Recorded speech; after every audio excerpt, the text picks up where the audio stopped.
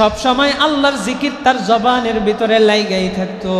ও দুনিয়ার মানুষ, আল্লাহ তাআলার প্রেমে মগ্ন হয়ে এত জিকির করতেন। একদিনকার ঘটনা, মারুফ কারখী রহমাতুল্লাহি আলাইহি গিয়েছেন নাপিতের কাছে চুল কাটানোর জন্যে।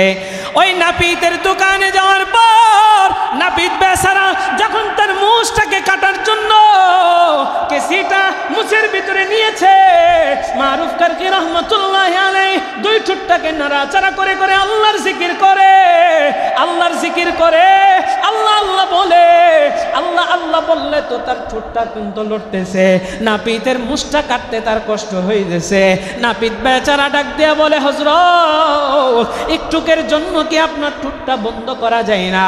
যদি আপনার ঠোঁটটা বন্ধ করতেন আমি আপনার মুছটা সুন্দরভাবে কাটতে পারতাম। মারুফ কারখী ডাক দেয়া কই, রে নাপিত, তুমি তোমার কাজ করো, আমি আমার কাজ করি। জোরে কোন আল্লাহু আকবার। এই মারুফ কারখী রহমাতুল্লাহি আলাইহি রোজা রেখেছেন, নফল রোজা রাখা অবস্থায় রাস্তা দিয়ে তিনি হাইটা হাইটা যাইতেছেন। এমন সময় দেখেন রাস্তার পাশে দাঁড়াইয়া একজন সাকি ব্যক্তি, যেই ব্যক্তি মানুষকে পানি পান করাইতেছে। ও দুনিয়ার মানুষ, মানুষকে রাস্তার দাঁড়ে দাঁড়ে দাঁড়াইয়া যদি আপনি পানি পান করান, আপনি পৃথিবীর ভিতরে এক মানুষ আরেক মানুষকে দেখলে গুড মর্নিং বলে, গুড ইভিনিং বলে, আবার কেউ বলে নমস্কার, কেউ বলে আদাব। আল্লাহ আমার আপনার অভিবাদন হিসেবে আল্লাহ সালামটা দিয়েছেন। ও দুনিয়ার মানুষ, এই সালামের ভিতরে তিনটা আবেদন পাওয়া যায়। একটু মনোযোগ দিয়ে শুনবেন, দেখেন কত চমৎকার একটা দোয়া। আসসালামু আলাইকুম ওয়া রাহমাতুল্লাহি ওয়া বারাকাতুহু। আসসালামু আলাইকুম, তোমার উপরে শান্তি বর্ষিত হোক। ও দুনিয়ার মানুষ, এক মুসলমান আরেক মুসলমানকে আসসালামু আলাইকুম বইলা তার জন্য দোয়া করতেছে, তাকে অভয় দিচ্ছে, আমার পক্ষ থেকে তোমার কোনো ভয় নাই, আমার পক্ষ থেকে তোমার কোনো ভীতি নাই, তোমার জন্য আমি দোয়া করতেছি, তোমার উপরে শান্তি বর্ষিত হোক, আমার পক্ষ থেকে তুমি নিরাপদ রয়েছো। এরে দুনিয়ার মানুষ রে, এবার 2 নম্বরে রাহমাতুল্লাহ, আল্লাহ তোমার উপরে রহমত দান করুন। ও দুনিয়ার মানুষ, এটার দ্বারা বোঝা যায় আমি আমার মুসলমান ভাইয়ের জন্য মঙ্গল কামনা করতেছি, আমার পক্ষ থেকে ক্ষতি নাই, তোমার জন্য বদদোয়া নাই, আমার পক্ষ থেকে তোমার জন্য মঙ্গল কামনা। আল্লাহ তোমার উপরে রহমত দান করুক। এবার আসেন 3 নাম্বার, ওয়া বারাকাতুহু, আল্লাহ তোমার উপরে বরকত দান করুক। ও দুনিয়ার মানুষ, একজন আরেকজনের জন্য বরকতের দোয়া করে, যেই মানুষটা বন্ধু সুলভ আচরণ যার ভিতরে রয়েছে, আপনি আমার বন্ধুর মতো, আপনি আমার ভাইয়ের মতো, আপনি আমার মুসলমান ভাই, আপনার জন্য আমি বরকতের দোয়া করি।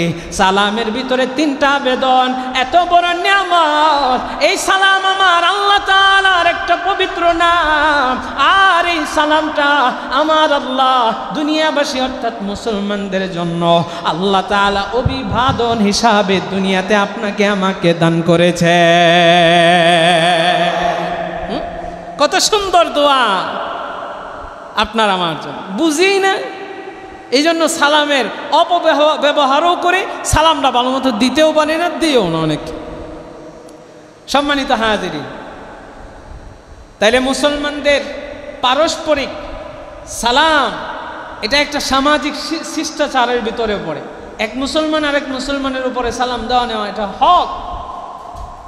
সমাজের ভিতরে যখন সালামের আদান প্রদান হবে, তখন সমাজের ভিতরে দেখবেন অশান্তি কমে আসবে, মানুষের ভিতরে বন্ধুসুলভ। এই যে অর্থগুলো বুঝে বুঝে চিন্তা করে করে যদি আমি একজনের জন্য সালামের প্রয়োগটা করি, তখন আমার ভিতরে মায়া কাজ করবে, তার জন্য মায়া কাজ করবে, একে অপরের সাথে বন্ধুত্বের মতো হয়ে যাবে, সামাজিক শিষ্টাচার বজায় থাকবে, সামাজিক ভ্রাতৃত্ব একে অপরের প্রতি তৈরি হবে। তখন সমাজ থেকে অনেক বিশৃঙ্খলা দূরে সরে যাবে, মানুষের ভিতরে মহাব্বত তৈরি করে দিবেন কে? সম্মানিত হাজিরিন, সালামের সূচনাটা কেমন করে হলো? সালামটা কোত্থেকে আসলো, কিভাবে শুরু হলো? আন আবি হুরায়রা রাদিয়াল্লাহু আনহু قال قال رسول الله صلى الله عليه وسلم خلق الله آدم على صورته তুলহু 60 যিরাআন। হযরত আবু হুরায়রা রাদিয়াল্লাহু আনহু থেকে বর্ণিত, তিনি বলেন নবীজি সাল্লাল্লাহু আলাইহি ওয়াসাল্লাম বলেছেন, আদম আলা সূরাতিহি, আল্লাহ তাআলা আদম নবীর সূরত যখন সৃষ্টি করলেন, আদম নবীর দেহটাকে আল্লাহ তাআলা তৈরি করলেন। এবার আদম নবীকে আল্লাহ উচ্চতা দিয়েছিলেন। নবী বলেন আদম নবীর উচ্চতা ছিল 60 হাত লম্বা। ও দুনিয়ার মানুষ, আদম নবীকে আল্লাহ তাআলা তৈরি করার পর তার ভিতরে আমার আল্লাহ তাআলা রূহটাকে ফুঁকে দিলেন।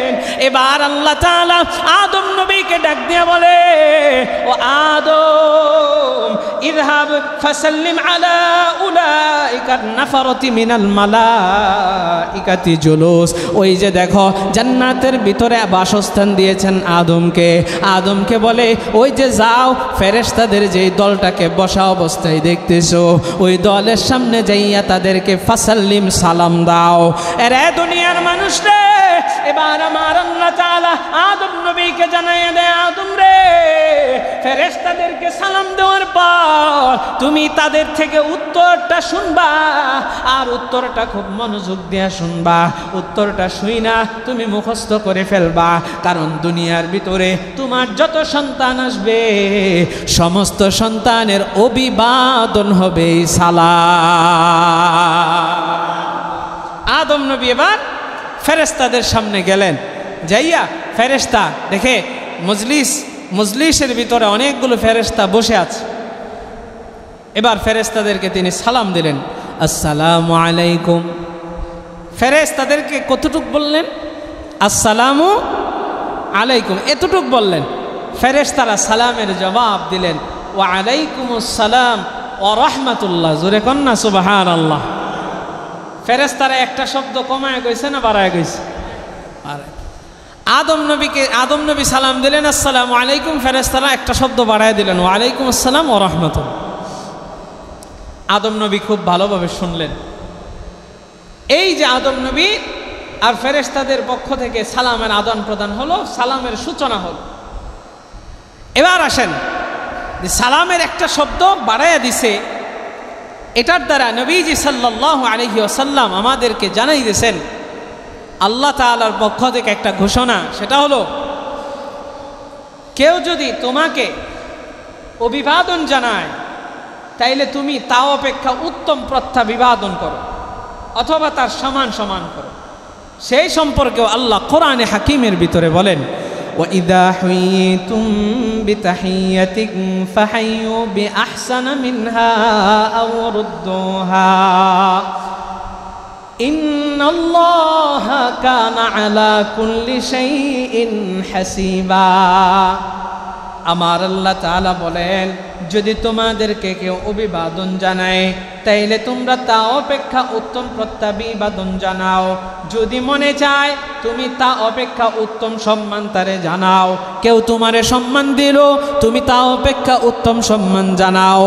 আরে দুনিয়ার মানুষ, আল্লাহ জানায় দিলেন তোমাকে কেউ অভিবাদন জানাইলে তা অপেক্ষা উত্তম প্রত্যাভিবাদন জানাও। আর যদি তাও না পারো তাইলে সমান সমান জানাও। যতটুকু সম্মান তোমাকে দিয়েছে, যতটুকু অভিবাদন তোমাকে দিয়েছে, তুমিও ততটুকু অভিবাদন তাকে জানাও। ও দুনিয়ার মানুষ, আদম নবী ফেরেশতাদেরকে সালাম দিয়েছে আসসালামু আলাইকুম। ফেরেশতারা একটু বাড়ায়া বলছে ওয়া রাহমাতুল্লাহ।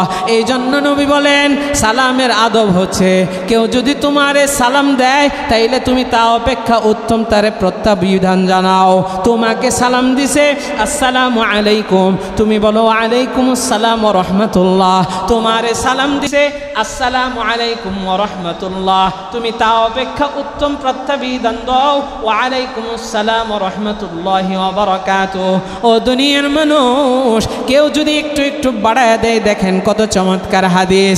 আমার মায়ার নবী, দয়ার নবী, রহমতের নবী একদিন মুসলিম মজলিসের ভিতরে বসা অবস্থায় আছে, এমন সময় নবীর আশেপাশে অনেক সাহাবীরাই বসে রয়েছে। হঠাৎ করে একজন ব্যক্তি আমার মায়ার নবীর সামনে দিয়া অতিক্রম করতেছে, নবীকে সালাম জানাইছে, আসসালামু আলাইকুম। ও দুনিয়ার মানুষ, এবার নবী আশেপাশে যেই সাহাবীরা বসে আছে তাদেরকে জানায়, ও সাহাবীরা রে, এই ব্যক্তির 10টা নেকি হইল। কিছুক্ষণ পরে আরেকজন ব্যক্তি নবীর সামনে দিয়া অতিক্রম করতেছে, সেও সালাম দিল, আসসালামু আলাইকুম ওয়া রাহমাতুল্লাহ। এই ব্যক্তি চলে গেল, নবী এবার সাহাবীদেরকে জানাইলো, এই ব্যক্তির 20টা নেকি হলো। এরপরে আরেকজন ব্যক্তি আমার মায়ের নবীর সামনে দিয়া যায়, ওই ব্যক্তিও নবীরে সালাম দিল, আসসালামু আলাইকুম ওয়া রাহমাতুল্লাহি ওয়া বারাকাতুহু। আমার মায়ার নবী সাহাবীদেরকে জানায় দেয়, রে সাহাবীরা, এই ব্যক্তির 30টা নেকি আমার আল্লাহ আমলনামায় লিখে দিয়েছে। তাইলে একটা একটা শব্দ বাড়াইবেন, নেকিও কি বাড়তে থাকবে, নেকিও বাড়তে থাকবে। শব্দ বাড়বে, নেকি বাড়বে, শব্দ বাড়বে, নেকি বাড়বে। তবে হ্যাঁ, আপনি যদি আসসালামু আলাইকুম বলেন, আপনার সালামের হক আদায় হয়ে যাবে। সালাম যে হবে না তা না, কিন্তু সালামের হক কি হবে, আদায় হয়ে যাবে। সালাম আদায় হয়ে যাবে, কিন্তু আপনি আদব আছে তো, একটা সিস্টেম আছে। নবী তো আমাদেরকে সেই তরিকায় বাতলিয়ে দিয়েছেন, যেই তরিকা ফলো করলে বেশি বেশি নেক আমল করা যায়। কত আমল দিছে, হাই হাই, আমরা নবীর সেই তরিকা অনুযায়ী আমল অভাব নেই, ওইগুলো আমরা খুঁজে পাই না, আমরা নিজের আমল বানাই। তাইলে নবীজি সাল্লাল্লাহু আলাইহি ওয়াসাল্লাম সালামের চমৎকার এই কথাগুলো আমাদেরকে জানাইছেন। শুধু তাই নয়, আপনি যে সালাম একে অপরকে দিবেন, এই সালাম দেওয়ারও আদব আছে। বলে কেমন আদব? একজন ব্যক্তি আরোহণ করতেছে, অর্থাৎ আরোহী, সে যে কোনো একটা গাড়ি ঘোড়া দিয়ে আরোহণ করতেছে। তো নবীজির যুগে তো ছিল, ঘোড়া ছিল, উট ছিল, এগুলোর পিঠে চড়ে চড়ে মানুষ আরোহণ করত। তো এই জন্য হাদিসটা এভাবে এসেছে, আরোহণকারী ব্যক্তি যিনি রাস্তা দিয়ে হাঁটতেছেন, ওই হাঁটা অবস্থা ব্যক্তিকে সালাম দিবে। এটা সালামের আদব, খুব মনোযোগ দিয়ে শুনবেন। তাইলে আরোহণকারী ব্যক্তি পথচারী ব্যক্তিকে সালাম দিবে, পথচারী ব্যক্তি বসারত অবস্থায় যে ব্যক্তি আছে তাকে সালাম দিবে, ছোটরা বড়দেরকে সালাম দিবে। আবার ভরপুর মজলিসের ভিতরে বেশি সংখ্যক মানুষ বসে আছে, কম সংখ্যক মানুষেরা বেশি সংখ্যক মানুষকে সালাম দিবে। এগুলো সালামের আদব। তবে হ্যাঁ, নবীজি বলেন, যেই ব্যক্তি আগে সালাম দিবে সেই হচ্ছে উত্তম এবং সে হচ্ছে অহংকার মুক্ত। যেই ব্যক্তি আগে সালাম দিবে, আল্লাহ তাআলা তার আমল নামার ভিতরে আগে আগে সবচেয়ে বেশি সওয়াবটা আল্লাহ লিখে দিবেন। সুবহানাল্লাহ। সম্মানিত হাজিরিন, একটা হলো আদব শিক্ষা দেওয়া। সালামের যে আদব আছে সেই আদবটা আমি আপনাদেরকে জানাইলাম। তবে নবীজি এটা বলছেন, যে ব্যক্তি আগে সালাম দিবে সে হচ্ছে কি উত্তম এবং অহংকার মুক্ত। এবার আসেন এই হাদিসের একটু বিশ্লেষণ করি। অনেকেই এই হাদিস দিয়া যে ব্যক্তি সালাম দেয় নাই তারে অহংকারী বানায় দিই। কেমনে? এখন একজন ব্যক্তি তার শরীরটা একটু খারাপ, বা কথা বলতে মন চাচ্ছে না, অথবা অন্য মনস্ক হয়ে আছে, অন্য দিকে তার চিন্তা চেতনা খেয়াল এগুলো অন্য দিকে আছে। এমন সময় আপনি তার সামনে দিয়ে গেলেন, সালামটা উনি দেয় নাই বা আপনার আগে সে দিতে পারে নাই, আপনি এবার বইলা বেড়াইতেছেন ওই লোক তো অহংকারী, সালাম দেয় না। এটা কিন্তু হলো না। অহংকারের ব্যাপারে কাদেরকে বোঝানো হয়েছে? তাদেরকেই বোঝানো হয়েছে যারা সালাম দেওয়ার ক্ষেত্রে কৃপণতা করে, অর্থাৎ একটু মনের ভিতরে গুসা আছে ওই ব্যক্তির প্রতি, ওই ব্যক্তির প্রতি একটু রাগ আছে, ওই গুসা এবং রাগান্বিত হইয়া আমি তারে সালাম দিব না। অথবা আপনি একটু ক্ষমতাশীল মানুষ, টাকা পয়সা আপনার আছে, আপনি চিন্তা করলেন আমি আমার কর্মীরা সালাম দিব, এই আমারে দিব, আমি তার চাইতে বড়, ওরেই আমারে দিতে হবে। এই অহংকারের কথা নবীজি বলেছে। যখন একজন ক্ষমতাশীল ব্যক্তি তার কর্মীকে, যখন একজন টাকা পয়সাওয়ালা ব্যক্তি একজন গরিবকে সালাম দিবে, তখন বোঝা যাবে আপনার ভিতরে কি আছে, অহংকার মুক্ত আপনি আছেন, আপনার ভিতরে অহংকার নাই। তাহলে সালামের আদব বলতেছিলাম, আরোহণকারী ব্যক্তি পথচারীকে দিবে, পথচারী বসারত অবস্থায় ব্যক্তি, বেশি সংখ্যক মানুষকে কম মানুষ সংখ্যক যারা তারা সালাম দিবে, ছোটরা বড়দেরকে দিবে। তার মানে কি বড়রা ছোটদেরকে দিবে না? হ্যাঁ, সম্মানিত হাজিরিন, বড়রা ছোটদেরকে সালাম দিবে, কারণ ছোটরা বড়দের কাছ থেকে শিখবে। আল্লাহ আল্লাহ আমাদেরকে বেশি বেশি সালাম দেওয়ার তৌফিক দান করুক, জোরে কোন আমিন। সম্মানিত হাজির, এবার আসেন, সালাম আপনি দিলেন, একজন ব্যক্তি সালাম নিল না, ওই ব্যক্তি গুনাহগার হবে, আপনি গুনাহগার হবেন না। সালাম দেওয়া সুন্নত, কিন্তু নেওয়া ওয়াজিব। দেওয়া সুন্নত, নেওয়া ওয়াজিব। আপনি সালাম দিলেন, আপনি সব পেয়ে গেছেন, কিন্তু যিনি নেয় নাই সে কিন্তু গুনাহগার হয়ে যাবে। আপনি কেমনে সব পাইলেন, ও তো নেয় নাই? এটারও একটা হাদিস আছে। সম্মানিত হাজির, প্রত্যেকটা মানুষের সাথে সাথে ফেরেশতা থাকে কয়জন? জোরে কন্যা কয়জন? প্রত্যেকটা মানুষের সাথে কমপক্ষে নিম্নে ফেরেশতা 2 জন, যাদেরকে বলা হয় কিরামান কাতিবিন।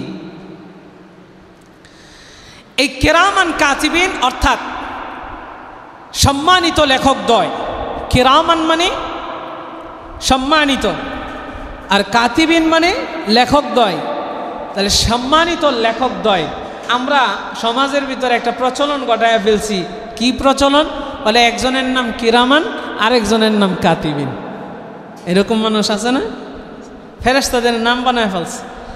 আসলে ফেরেশতাদের একজনের নাম বা আরেকজনের নাম এরকম না, দুনো ফেরেশতাকে বলা হয়েছে সম্মানিত ফেরেশতাদ্বয়। তো প্রত্যেকটা মানুষের কাদের ভিতরে আপনার আমার 2 জন ফেরেশতা কিন্তু রয়েছে। সুতরাং আপনি যে সালাম দিচ্ছেন, সালামের ভিতরে বহু বচন ব্যবহার করা হয়েছে, যেমন আসসালামু আলাইকুম, তোমাদের উপরে শান্তি বর্ষিত হোক। তাইলে মানুষ হলো একজন হাজী সাহেব, হাজী সাহেবকে আমি সালাম দিতেছি আসসালামু আলাইকুম তোমাদের উপর। আরে এখানে তো তোমাদের নাই, এখানে তো হবে তোমার উপর, একজন ব্যক্তি। তাইলে বহু বচন কেন ব্যবহার করা হলো? কারণ আল্লাহ তাআলা কত দয়ালু, আল্লাহ কত মেহেরবান। প্রত্যেকের সাথে যেই 2 জন ফেরেশতা আছে আর ব্যক্তি 3 জন হয়ে গেল, বহু বচন এই জন্য ব্যবহার করা হয়েছে। আমি শুধু ব্যক্তিকে দিচ্ছি না, ফেরেশতাদেরকে সহ সালাম দিচ্ছি। আমার সালাম ফেরেশতারা পর্যন্ত নিয়ে নিবে। সুবহানাল্লাহ। এই জন্য সব পেয়ে যাবে, কিন্তু ওই ব্যক্তি না নেওয়ার কারণে ব্যক্তি গুনাহগার হবে। আর এই মুসলমানের কত দাম, এই সালামের গুরুত্বই বুঝি না। তাহলে সালামের আমরা কার্যকর ঘটাবো কিভাবে? নবীজি বলেন আফসুস সালাম, সালামের প্রচলন ঘটায় দাও। তাহলে সমাজে ভ্রাতৃত্বের বন্ধন তৈরি হবে, সমাজে ভালোবাসা তৈরি হবে, একজন আরেকজনের জন্য দোয়া। মুসলমানের দোয়ার কেমন দাম, কেমন দাম! আল্লাহর একজন ওলি ছিলেন মারুফ কারখি রহমতুল্লাহি আলাইহি, যিনি জুনাইদ বাগদাদি রহমতুল্লাহি আলাইহির দাদা পীর ছিলেন। জুনাইদ বাগদাদি রহমতুল্লাহ নাম শুনেছেন তো? জুনাইদ বাগদাদি রহমতুল্লাহি আলাইহির দাদা পীর মারুফ কারখি রহমতুল্লাহি আলাইহি কেমন বুজুর্গ ছিলেন দেখেন। হযরতে মারুফ কারখি রহমতুল্লাহি আলাইহি এত বড় আল্লাহর ওলি ছিলেন, সব সময় আল্লাহর জিকির তার জবানের ভিতরে লাগাই থাকতো। ও দুনিয়ার মানুষ, আল্লাহ তাআলার প্রেমে মগ্ন হয়ে এত জিকির করতেন, এত জিকির করতেন। একদিনকার ঘটনা, মারুফ কারখি রহমতুল্লাহি আলাইহি গিয়েছেন নাপিতের কাছে চুল কাটানোর জন্যে। ওই নাপিতের দোকানে যাওয়ার পর নাপিত বেচারা যখন তার মুছটাকে কাটার জন্য কেসিটা মুছের ভিতরে নিয়েছে, মারুফ কারখি রহমতুল্লাহি আলাইহি 2 ঠোঁটটাকে নাড়াচাড়া করে করে আল্লাহর জিকির করে, আল্লাহর জিকির করে, আল্লাহ আল্লাহ বলে। আল্লাহ আল্লাহ বললে তো তার ঠোঁটটা কিন্তু লড়তেছে, নাপিতের মুছটা কাটতে তার কষ্ট হয়ে গেছে। নাপিত বেচারা ডাক দিয়া বলে, হযরত একটুকের জন্য কি আপনার ঠোঁটটা বন্ধ করা যায় না? যদি আপনার ঠোঁটটা বন্ধ করতেন আমি আপনার মুছটা সুন্দরভাবে কাটতে পারতাম। মারুফ কারখি ডাক দেয়া কই, রে নাপিত তুমি তোমার কাজ করো, আমি আমার কাজ করি। জোরে কোন আল্লাহু আকবার। এই মারুফ কারখি কারখী রাহমাতুল্লাহি আলাইহি রোজা রেখেছেন, নফল রোজা। রোজা রাখা অবস্থায় রাস্তা দিয়ে তিনি হাইটা হাইটা যাইতেছেন। এমন সময় দেখেন রাস্তার পাশে দাঁড়াইয়া একজন সাকি ব্যক্তি, যেই ব্যক্তি মানুষকে পানি পান করাইতেছে। ও দুনিয়ার মানুষ, কাউকে যদি আপনি পানি বিনামূল্যে দান করেন, কাউকে যদি আপনি কিছু খাওয়ান, কাউকে যদি আপনি হাদিয়া তোহফা দেন, কাউকে যদি আপনি একটু ভালোবেসে সম্মান করে কাউকে কোনো কিছু কিনা দেন, ও দুনিয়ার মানুষ রে, আপনি কিন্তু নফল ইবাদতের সওয়াব পাইবেন। ও দুনিয়ার মানুষ, তাইলে একটু দেখেন, মনোযোগ দিয়ে শোনেন। ওই সাকি ব্যক্তি রাস্তার পাশে দাঁড়াইয়া মানুষকে পানি পান করায়, এই সাকি ব্যক্তিটা তার জবান দিয়া একটা বাক্য উচ্চারণ করতেছে, আল্লাহ ওই ব্যক্তির উপরে রহম নাজিল করুন যে এই ব্যক্তি আমার কাছ থেকে পানি পান করে। এই দোয়াটা যখন তিনি করতেছে, ও দুনিয়ার মানুষ রে, আল্লাহর ওলি মারুফ কারখী রাহমাতুল্লাহি আলাইহি ওই সাকির এই কথাটা শুই না সাকির সামনে যাইয়া বলে, তাড়াতাড়ি আমাকে পানি দাও। পানি দেওয়ার পর মারুফ কারখী পানিটা খাইয়া রোজাটা ভেঙে ফেললেন। ও দুনিয়ার মানুষ রে, মারুফ কারখী সামনের দিকে যাচ্ছে, ওনার পাশে যে সফর সঙ্গী আছে, এই সফর সঙ্গী ডাক দেয়া কয়, হযরত আপনি তো রোজা রেখেছিলেন, এই সামান্য পানি পান কইরা রোজাটা কেন ভেঙে ফেললেন? আরে দুনিয়ার মানুষ রে, আল্লাহর ওলি মারুফ কারখী ডাক দেয়া কয়, রে সাথী ভাই, আমি নফল রোজা রেখেছি, এই রোজাটা আমি পরে রাখতে পারবো, সুবিধা নাই, কিন্তু তুমি কি শোনো নাই, আমার একজন মুসলমান ভাই দোয়া করতেছে, আল্লাহ তার উপরে রহমত করুক, যে ব্যক্তি আমার হাত থেকে পানি পান করবে। ও দুনিয়ার মানুষ রে, মারুফ কারখী বলে, রোজা নফল রোজা আমি পরে রাখতে পারবো, সুবিধা নাই, কিন্তু আমার মুসলমান ভাইয়ের দোয়া এটা আমি পরে পাইব না, আর এই দোয়াটা যদি আমার জন্য কবুল হয় তাইলে আমি লাভবান হব। এই জন্য মুসলমানের দোয়া পাবার জন্য আমি আমার রোজাটাকে পানি পান কইরা ভেঙে ফেলেছি। আরে মুসলমানের দোয়ার কত দাম, কত দাম, আর আমরা বুঝি না। আল্লাহ আল্লাহ আল্লাহ আল্লাহ, এটা মুসলমানের দোয়া। সম্মানিত হাজিরিন, তাহলে আল্লাহ তাআলা আমাকে আপনাকে সালাম সালাম সালাম, এই আল্লাহর একটা পবিত্র নাম আমার আপনার জন্য দিয়েছেন অভিবাদন হিসাবে। এই অভিবাদনকে আমাদের সঠিক কাজে ব্যবহার করার দরকার আছে না নাই? সালাম কিভাবে দিই? সালাম তো শুদ্ধ করে অনেকে দিতে পারি না, সালাম যাকে তাকে ইচ্ছা দিয়ে দিই, কিন্তু হ্যাঁ, সালাম দেওয়ার ক্ষেত্র বিশেষ আছে। একটু মনোযোগ দিয়ে শুনবেন, কাদেরকে সালাম দিতে পারবেন, কাদেরকে দিতে পারবেন। তাহলে আমরা সালামটা আগে একটু সহিশুদ্ধ করি। সালাম দিবেন, আসসালামু আলাইকুম বলেন, আসসালামু আলাইকুম, আসসালামু আলাইকুম। আমাদের তো সালামের ডিজাইনের অভাব নেই। আসসালামু আলাইকুম, হ্যাঁ, আসসালামু আলাইকুম বলে যে আপনি আসসালামু আলাইকুম বলছেন, আল্লাহর নাম হইল আসসালাম, আল্লাহর নাম কি? আসসালাম। আপনি বলতেছেন আসসালামু আলাইকুম, তাহলে আপনার আ গেল কই, আস গেল কই? আল্লাহর নামের ব্যঙ্গানো হলো না? বলেন তো দেখি। এই যে আমরা যে বলি সালামের শুদ্ধটা না হইলে গুনাহ হয়, তাহলে গুনাহটা কেমনে হয়? আল্লাহর পবিত্র নাম আপনি ব্যঙ্গাইতেছেন, আপনার মতো অপদার্থ আর কে আছে? বুঝেন না, বুঝার চেষ্টাও করেন না। তাহলে আমরা সালাম দিব সহিশুদ্ধ। ভাই, কোরআন খুবই সহজ, আরবি খুবই সহজ যদি বুঝেন। আর আরবি এই যে কোরআনের নূর, এই নূর আল্লাহ যাকে তাকে দেন না তো। এই জন্যই তো ছোটবেলায় এত চাপ, ছোটবেলায় বাচ্চাদেরকে যে শিখাও, কোরআন শিখাও। কারণ আল্লাহ তাআলা বলেন, আল ইলমু নূরুম মিন ইলাহি ওয়া নূরুল্লাহি লা ইউতা লিআস। ইলম হচ্ছে এমন এক নূর, কোরআন হচ্ছে এমন এক নূর, আল্লাহ যাকে তাকে ইচ্ছা দেন না তো। হ্যাঁ, যাকে তাকে দিবে না। বাচ্চারা মুহূর্তের ভিতরে কোরআনের যে আয়াত মুখস্থ করতে পারে, একটা আরবি হরফ সহি শুদ্ধ যেইভাবে করতে পারে একটা বৃদ্ধ মানুষ, বয়স্ক মানুষ কিন্তু সেইভাবে উচ্চারণ করতে পারে না। তার মুখে বোম মারা হচ্ছে, তাও পারতে চায় না। কারণ কি ভাই, গুনাহ করতে করতে দিলটারে কালো কালি বানায় ফেলছে, আল্লাহ এই জন্য বের করে না। কিন্তু হ্যাঁ, আপনি যদি তওবা করেন, আল্লাহর মাফ করতে কতক্ষণ? তওবাটা হতে হবে তওবার মতো। তওবা নিয়ে একদিন আলোচনা করবেন। আমাদের তওবাও হয় না অনেকের, কারণ তওবার 3টা শর্ত আছে। শর্ত আদায় না করলে তওবা জীবনেও কবুল হবে না। আমরা তো বলে ফেলি কবুল করার মালিক তো আল্লাহ, হুজুরে না করার কেডা? আরে আল্লাহ নবী তরিকা জানায় দিয়েছেন, তরিকা মতো যদি না হয় হবে না। এই জন্য তরিকা জানার দরকার আছে না নেই? এটা হক্কানি আলেম উলামা যারা জানে, ফাসআলু আহলা যিকরি ইন কুনতুম লা তা'লামুন, যারা জানে, তোমরা যারা জানো না, যারা জানে তাদের কাছ থেকে জেনে নাও। বলেছেন আপনি, আসেন না তো। আল্লাহ নিজে নিজে আমল করে, বই পড়ে পড়ে আমল করে, ইউটিউব দেখে দেখে আমল করে। আপনি গুমরা হবেন না হবে কে? ইউটিউব দেখে দেখে আমাদের সাথে তর্ক করে কত মানুষ আছে না? আছে তো। আস্তাগফিরুল্লাহ। সম্মানিত হাজিরিন, তাহলে বলতেছিলাম আমরা সহি শুদ্ধ কোরআনটা সহি শুদ্ধ করার চেষ্টা করব। নামাজই হয় না, কোরআন সহি শুদ্ধ নাই, এই লোকেও বলে হুজুর আপনি আল্লাহ কবুল করলে আল্লাহ করবো, আপনি কর কেন? আপনি কি জানেন কবুল হইতো না? আরে আল্লাহর নবী জানায় দিচ্ছেন নামাজ ভঙ্গের প্রথম নাম্বার কারণই হচ্ছে কোরআন অশুদ্ধ পড়া।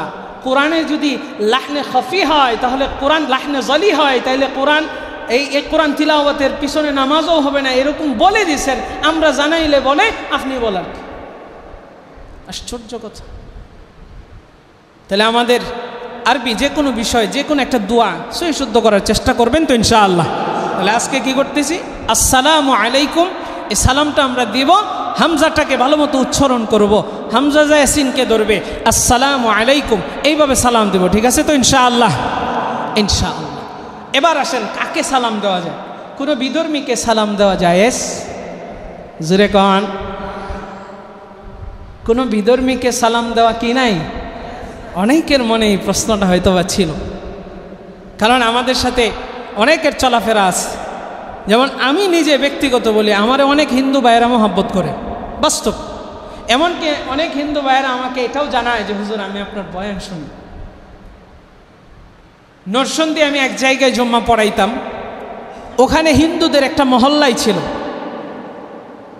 আমার আজও মনে পড়ে, আমি মাঝে মাঝে যখন প্রোগ্রামে, কিশোরগঞ্জের দিকে প্রোগ্রামে যাই, এদিক দিয়ে যখন ঢুকি নরসন্দী পাঁচদোনা হইয়া, ওনার একটা চুলের দোকান, নাপিতের দোকান, নাপিত অর্থাৎ চুল কাটে, তার দোকানটা পার হয়ে যাইতে হয়। আমার দেখলে জড়াইয়া ধরে, এত ভালোবাসে। সে বলে হুজুর জুমার দিন আমি আইসা আপনার মসজিদের ভিতরে তো আমাদের দোকান অনুমতি নেই, বাহিরে দাঁড়ায় দাঁড়ায় বয়ান শুনতে। আমি এটা উদাহরণ দিয়ে বলছি, আমার কোনো কিছু জাহির করার কিচ্ছু নেই, জাহির করার মতো আমার কিচ্ছু নেই, উদাহরণ দেওয়ার জন্য বলতেছি। তাহলে হিন্দু ভাইদের সাথে, বিভিন্ন বিধর্মীদের সাথে আমাদের সম্পর্ক আছে না নেই? আছে। কিন্তু সালাম এটা আল্লাহর পবিত্র নাম, এটা মুসলমানদের অভিবাদন। ওয়া ইযা হুয়্যিতুম বিতাহিয়্যাতিন ফাহাইয়্যু বিআহসানা মিনহা। আমার আপনার জন্য আল্লাহ অভিবাদন দিয়েছেন, এটা বিধর্মীদেরকে দেওয়া যাবে না। উনি যখন আমার ভাই হবেন, মুসলমান হয়ে যাবেন, তখন তাকে আবার দেওয়া যাবে। তাহলে এখন হুজুর কি করা যায়? অনেক হিন্দুরা তো দিয়া দেয় সালাম, আপনাকে সালাম দিয়া দেয়, অনেক হিন্দুরা আছে না নাই? আছে, সালাম দিয়া দেয়। তা আপনি কি করবেন? আপনি বলবেন ওয়া আলাইকুম। কি বলবেন? ওয়া আলাইকুম অর্থ কি? তোমার উপর। এখন উনার দোয়াটা যদি আল্লাহ কবুলও করে, যেটাই করুক, যদি গজবের দোয়াও আসে আপনার দিকে, ওয়া আলাইকুম, তোর উপরেও গজব। যদি কয় শান্তি, তাহলে তোর উপরেও শান্তি। ওয়া আলাইকুম পর্যন্ত যাবেন, সালাম আর যাওয়া। এটা হচ্ছে মুহাদ্দিসে কেরামগণ, ফুকাহায়ে কেরামগণ এই সুন্দর একটা সিস্টেম আমাদেরকে শেখায় দিছে, যাতে করে তারাও খুশি থাকে, আমরাও খুশি। বুঝেন নাই? সালাম দিয়ে ফেলছে, না দিলে কেউ দেখছ আমি দিচ্ছি দেখা লয় না, আপনার সাথে একটা মানে রাগারাগি হতে পারে। আপনি বলুন ওয়ালাইকুম, কি খবর, কেমন আছেন? বুঝে আসছে? আর আপনি তার সাথে ভালো মতো ভালো ব্যবহারে কথা বলবেন, কোনো অসুবিধা নেই। তার সাথে আপনার সম্পর্ক থাকবে, বন্ধুত্ব থাকবে, অসুবিধা নাই। কিন্তু বন্ধুত্ব থাকতে হবে কোন কারণে, এই নিয়তটাও কিন্তু আমি আপনারা জানাই দিয়েছিলাম গত 2 সপ্তাহ আগে মনে হয়। নিয়ত থাকবে কি? যেন আমার আখলাক দেখা, আমার সুন্দর ব্যবহার দেখা, আমার যেন দিনের কথাগুলো শুই না সে যেন ইসলামের দিকে আকৃষ্ট হয়, এই নিয়তে বন্ধুত্ব করা যায়। অন্যথায় আপনি যদি তার প্রতি আকৃষ্ট হইয়া তার ফাঁদে আপনি পা দেন, তাহলে কিয়ামতে আলমারউ মাআ মান আহাব্বা, দুনিয়াতে তাকে ভালোবাসার কারণে কিয়ামতে আপনার সঙ্গী হবে সে, অর্থাৎ আপনি তার সঙ্গী হবেন, তার জায়গা যাইনে আপনার জায়গাও সে। তাহলে নিয়ত থাকতে হবে, বন্ধুত্ব করতে পারবেন, অসুবিধা নেই। সম্মানিত হাজিরিন, এবার আসেন, এই যে বিভিন্ন ধর্মাবলম্বীদের খাবার অনেক সময় আপনাদেরকে সাথে খাইতে পারবেন কি পারবেন না। খাবার না খাওয়াটাই উত্তম, তবে আপনি খাইতে পারবেন। মাসলাটা খুব ভালোভাবে জরুরি, এটা আমাকে এক ভাইও করেছিলেন, আমাদের প্রিন্স ভাই মাসলাটা জিজ্ঞাসা করেছিলেন যে বিধর্মীদের সাথে তো হুজুর আমাদের সম্পর্ক আছে, এখন ওনারা খাওয়াইতে চাইলে যদি না খাই রাগ করে, তাহলে এটা জানার দরকার অবশ্যই। হ্যাঁ, আপনি ওনাদের খাবার খাইতে পারবেন, কোনো অসুবিধা নেই, কিন্তু আপনার অবশ্যই এই খাবারের ব্যাপারে আপনার পরিপূর্ণ জানা থাকতে হবে যে এটার ভিতরে আমাদেরকে আল্লাহ তাআলা এবং নবীজি যেই বিষয় হারাম বিষয়গুলোর কথা জানিয়ে দিয়েছেন, যে কোনো হারাম বিষয় এটার ভিতরে নেই। যদি আপনি পরিপূর্ণ এটা জানা থাকে তাইলে আপনি খাইতে পারবেন, কোনো অসুবিধা নেই। কিন্তু যদি জানা থাকে, সন্দেহ থাকে, তাইলে তাকওয়ার খেলাফ আপনি না খাওয়াটাই উত্তম। সম্মানিত হাজিরিন, এবার আসেন, তাইলে জানাই দিয়েছিলাম কাদেরকে সালাম দেওয়া যায়, কোন বেদাতীদেরকে সালাম দেওয়া জায়েজ। নবীজি সাল্লাল্লাহু আলাইহি ওয়াসাল্লাম বলেন, মান ওয়াক্কারা সাহিবা বিদআতিন ফাকাদ আ'আনা আলা হাদামিল ইসলাম। আল্লাহর নবী সরকারে দো আলম নবী, রহমতের নবী হাদিসের ভিতরে জানায় দেয়, যে ব্যক্তি কোনো বেদাতীকে সালাম দিল, সে যেন ইসলাম ধর্মটাকে ধ্বংস করার জন্য সহযোগিতা করলো। জুলে কন্যা নাউজুবিল্লাহ। মান ওয়াক্কারা সাহিবা বিদআতিন ফাকাদ আ'আনা আলা হাদামিল ইসলাম। বেদাতীকে সালাম দেওয়া ইসলাম ধর্মকে ধ্বংসে সহযোগিতা করা। কেন? কারণ এটা তো দোয়া, আপনি তার জন্য বেদাতী কাজকর্ম করতেছে, আর তার জন্য আপনি দোয়া করতেছেন, তোর উপরে শান্তি হোক, তোর উপরে রহমত হোক, তোর উপরে বরকত হোক। এই জন্য নবীজি বলেন, ফাকাদ হাদামিল ইসলাম, ইসলাম ধর্মকে ধ্বংসের কাজে সে সহযোগিতা করে। এই জন্য কোনো বেদাতী কেউ সালাম দেওয়া কি নাই? আর জোরে বলেন কি নাই? জায়েজ না। এখন মনে প্রশ্ন থাকতে পারে, হুজুর বেদাত কারে কয়? এটাই তো বুঝি না। বেদাত এটা আরবি শব্দ। বেদাত শব্দের অর্থ হচ্ছে নতুন কিছু আবিষ্কার করা, নতুন কিছু সৃষ্টি করা। বেদাত শব্দের অর্থ কি? নতুন কিছু সৃষ্টি করা বা নতুনত্ব সৃষ্টি করা। বেদাত প্রথমত দুই প্রকার। কত প্রকার? সংক্ষেপে আজকে বলতেছি, আরেকদিন বিস্তারিত আলোচনা করব। সংক্ষেপে বেদাত দুই প্রকার, এক হচ্ছে বেদাত লিদ্দিন, আরেক হচ্ছে বেদাত ফিদ্দিন। বেদাত লিদ্দিন কাকে বলে, বেদাত ফিদ্দিন কাকে বলে? সম্মানিত হাজিরিন, লি মানে আরবিতে জন্য, লি মানে কি? জোরে কোন নাকি? আর ফি মানে মধ্যে। লি মানে জন্য, ফি মানে মধ্যে। তাহলে বেদাত লিদ্দিন, দিনের জন্য বেদাত। বেদাত ফিদ্দিন, দিনের মধ্যে বেদাত। বেদাত লিদ্দিন, দিনের জন্য বেদাত জায়েজ আছে। বেদাত ফিদ্দিন এটা জায়েজ। বুঝতেছেন কথা? এবার আসেন, দিনের জন্য বেদাত মানে কি? অর্থাৎ আপনি নতুনত্ব সৃষ্টি করেছেন, এটা দিনের জন্য আপনার একটু ফায়দা হইতেছে, অর্থাৎ আপনি একটু সহজেই মানুষের কাছে পৌঁছায় দিতে পারতেছেন, বা আপনার একটু আরাম হইতেছে, এটা হলো দিনের জন্য। যেমন এমন নতুন কিছু সৃষ্টি করা, এই যে মাইক দিয়ে আপনি কথা বলতেছেন, এই মাইক দিয়ে কথা না বললে সব হবে না এরকম কিছু, মাইক দিয়ে বললে বেশি হবে এরকম কিছু। মাইক নবীজির যুগে ছিল না, এখন এটা নতুন সৃষ্টি হয়েছে। এই মাইক সামনে থাকার কারণে আমার অল্পতে অনেক মানুষকে আমি কথাগুলো পৌঁছায় দিতে পারতেছি, এটাকে বলে লিদ্দিন। এই নতুনত্ব সৃষ্টির ব্যাপারে ধর্মের ভিতরে এটা নাই যে এটা থাকলে সব হবে, না থাকলে সব হবে না, এরকম কিছু না। গেল এক। নবীজির যুগে এরকম বড় বড় বিল্ডিং ছিল? কথা কন না কেন? কিন্তু এখন বিল্ডিং অনেকে এটাকেও বলতে চায়, আসলে মানুষ বুঝে না তো, এই জন্য আর কি চালায়া দেয় যে এটাও তো বেদাত। সম্মানিত হাজিরিন, বলেন বাস স্ট্যান্ডের ওই খোলা মাঠের ভিতরে নামাজ হবে কি হবে না? আর জোরে কন। হ্যাঁ, বাস স্ট্যান্ডে যেরকম নামাজ হইব মসজিদের ভিতরে হইব। মসজিদ থাকলে সব বেশি, না থাকলে সব নাই, এরকমটা। তাহলে দিনের জন্য এটা লাইট, দিনের জন্য যানবাহন। নবীজির যুগে বাস ছিল, বিমান ছিল, হেলিকপ্টার ছিল, এগুলো তৈরি হয়েছে, নতুন নতুন সৃষ্টি হয়েছে। আপনি এগুলোতে চললে সব হবে, না চললে সব হইতো না, এরকম কিচ্ছু না। সম্মানিত এবার আসেন বেদাত ফিদ্দিন, ধর্মের মধ্যে বেদাত, দিনের মধ্যে বেদাত, অর্থাৎ এমন নতুন কিছু সৃষ্টি করা যেটা দিনের ভিতরে আপনি ঢোকায় ফেলছেন, এটা হচ্ছে গুনাহের কাজ। এটা আবার দুই প্রকার, একটা জায়েজ আর একটা হারাম। কি সেটা? বেদাতে হাসানা, আরেকটা হচ্ছে বেদাতে সাইয়্যা। বেদাতে হাসানা হলো সেই বেদাত, এমন নতুন কিছু সৃষ্টি করা যেটা দিনের মধ্যেই, কিন্তু এই সৃষ্টিটা জায়েজ আছে, যেটা হজরতে ওমর ইবনুল খাত্তাব রাদিয়াল্লাহু আনহু 20 রাকাত তারাবির নামাজ চালু করেছিলেন। ও দুনিয়ার মানুষ, এটা জায়েজ আছে না নাই? সুন্নাতাল আলাইকুম বিসুন্নতি ওয়া সুন্নাতিল খুলাফায়ে রাশিদিন আল মাহদিয়্যিন। খুলাফায়ে রাশিদিনদের সুন্নতদেরকেও তোমাদের আঁকড়ায় ধরতে হবে, নবীজির আদেশ।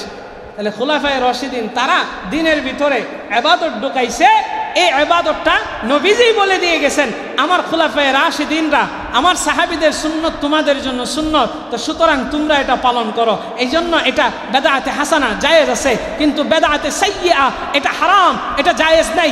এই বেদাতিদের জন্য কিয়ামতের ময়দানে আল্লাহর নবী সরকারে দু আলম নবী সুপারিশ তো করবেন না, এমনকি তারা হাউজে কাউসারের পানিও পাবে না। জোরে কোন নাউজুবিল্লাহ। এটা একটু সংক্ষেপে 1-2 মিনিটে আপনাদেরকে জানায় দেই। আমাদের দেশের ভিতরে বিভিন্ন সময় এক শ্রেণীর মানুষেরা বিভিন্ন বেদাত করে, অর্থাৎ দিনের ভিতরে এমন ইবাদত ঢোকায় যেই ইবাদত কোরআনে নেই, হাদিসে নেই, কোনো সাহাবী করে নেই, কোনো তাবিঈ করে নেই, যে কোনো একটা ব্যক্তি বানাইছে। অর্থাৎ অনেক হিজরি পরে দেখা যায় একজন পীরে বানাইছে, একজন আলেমে বানাইছে, একজন ভণ্ড ব্যবসায় বানাইছে।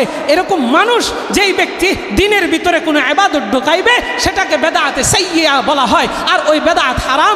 ওই বেদাতীদেরকে সালাম দেওয়াও জায়েজ। কথা বুঝতে পারছেন? যেই বিষয়গুলো নিয়ে আমাদের দেশে একটু মতপার্থক্য আছে, এগুলো তো এখন বারবার বলার বিষয় নয়, আপনাদেরকে জানাইছি আমি। তাহলে আল্লাহ তাআলা আমাদেরকে এই সমস্ত বেদাতি কার্যকলাপ থেকে হেফাজত করুক। জোরে কোন আমিন, আরো জোরে কোন আমিন।